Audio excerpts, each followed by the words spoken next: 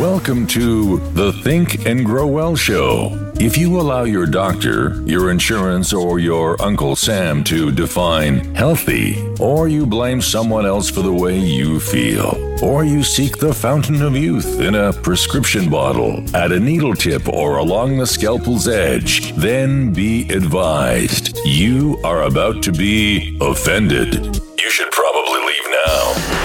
Anybody can just think and feel better? That's scary. I mean, thoughts aren't regulated by the feds, and no drug company has a patent on them. So thinking thoughts must not be very safe or effective. If you love feeling frisky and having fun, take responsibility for your own vitality, and want freedom to enjoy epic experiences with folks you love, welcome aboard and prepare to be blown away.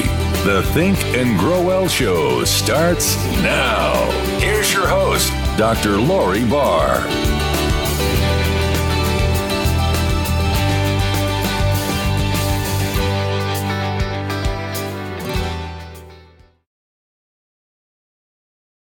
I'm Dr. Lori Barr, and you're listening to Think and Grow Well. On today's episode, we're going to talk a little bit more about the non-physical and the physical parts of your being. Now, the physical part of your being is, of course, your body, but you're more than just your body. You have your mind, your spirit, your awareness. Those are the other parts of your being, and there's so much more than just your physical body. So let's look at the idea of transmutation. And that's taking something that's a non-physical form and seeing it become something in physical form. This gets into epigenetics. It gets into creation. It gets into string theory, if you want to go that direction. Here's the basic idea. Let's say you get an idea, or an idea pops into your head, or you hear an idea. That idea is not physical. It's just a thought. Thoughts are things, and just because something's not physical doesn't mean it's not real. So when you get an idea, first your mind takes that idea in your conscious mind and it weighs it. And it says, well, is this an idea worth having in my mind? And either you have active filters or you don't have active filters. And if you don't have active filters, like children, for example, the idea just pops right into your subconscious mind and becomes a part of who you are. It gets some feelings assigned to it. The feelings may be strong, may not be strong. If it's a peak emotional experience associated with an idea, then you'll have strong emotions associated with it, strong feelings associated with that idea or even an event.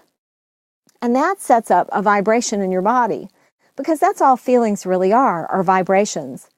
And once you start resonating at that certain frequency, it may be a high frequency if you're really happy, or it could be a really low frequency if you're really down.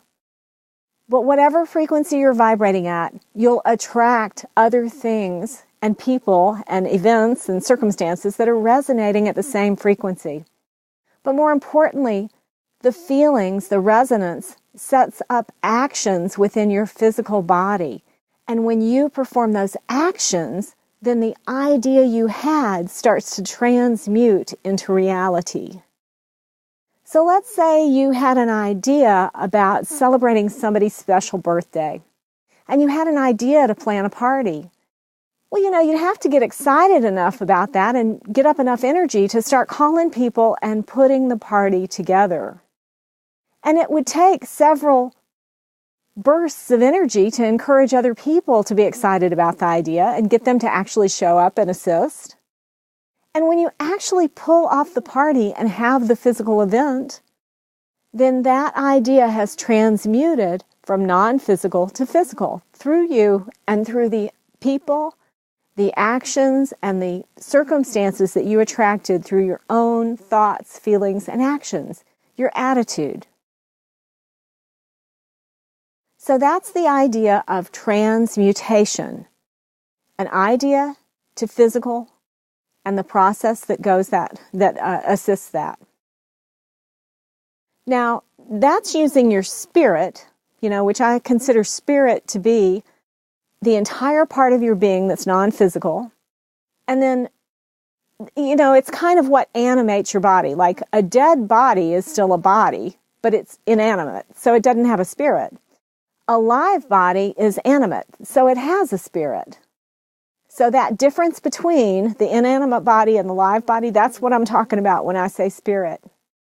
What part of that is uniquely and personally yours is your soul. And your soul and your spirit are part of your non-physical being. Your mind and your awareness, they kind of cross the boundaries between physical and non-physical, physical and spiritual. Because there are components of your mind, like emotions, for example, that have a biochemical component, that have a resonance, but that is also non-physical. There is a spiritual component to it. And what about awareness, like muscle memory, for example? Is that all chemical? Or is that partially spiritual? So I consider mind and awareness kind of in between, kind of having elements of both.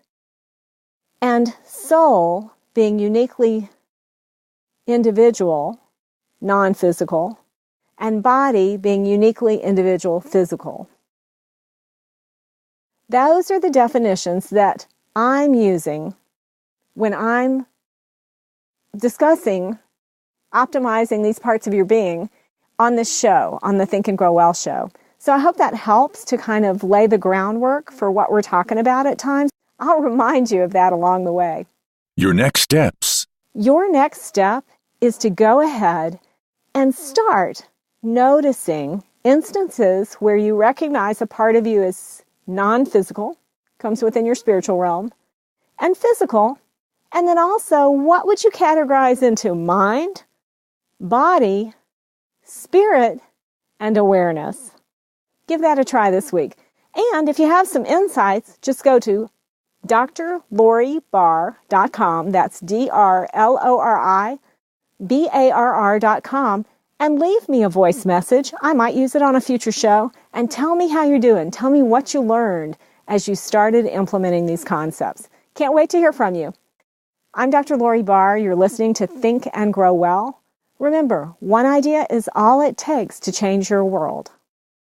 Information in this show and the accompanying descriptions, show notes, and links is provided for informational purposes only. The information is a result of years of practice experience by the author and show guests. This information is not intended as a substitute for the advice provided by your physician, attorney, accountant, or other professional. Do not disregard professional advice or delay in seeking professional advice because of something you have seen, heard, or read related to this show. Information in this show and the accompanying descriptions, show notes, and links, and the use of any products or services trialed or purchased by you does not create a doctor-patient relationship, attorney-client relationship, or any other professional client relationship between you and any of the providers affiliated with this show. Information and statements regarding health regimens, drugs, and/or dietary supplements have not been evaluated by the Food and Drug Administration and are not intended to diagnose, treat, cure, or prevent any disease or any information contained on or in any product label or packaging. Always speak with your physician or other healthcare professional before taking any medication or nutritional, herbal, or homeopathic supplement or using any treatment for a health problem. If you have or suspect you have a medical, legal, and/or accounting problem, contact your healthcare provider, attorney, and/or accounting provider promptly.